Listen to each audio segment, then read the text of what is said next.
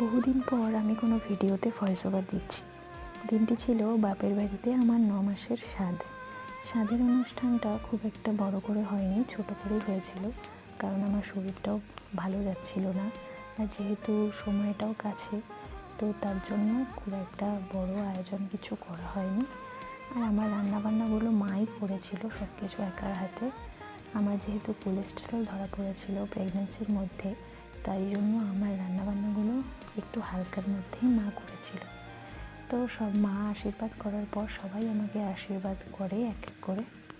এটা আমার দিদি আমাকে এখন আশীর্বাদ করছে, আমার বাবা আমাকে আশীর্বাদ করছে, এখন বাবাও অসুস্থ, তো বাবা আশীর্বাদ করলো। তারপর সবাই খেতে বসে যায়, আমিও খাওয়া দাওয়া শুরু করে দিই। আর এই যে আমার এক দাদার মেয়ে আমার জন্য এটা ক্লে দিয়ে বানিয়েছে, খুবই সুন্দর হয়েছে, খুবই পছন্দ হয়েছে।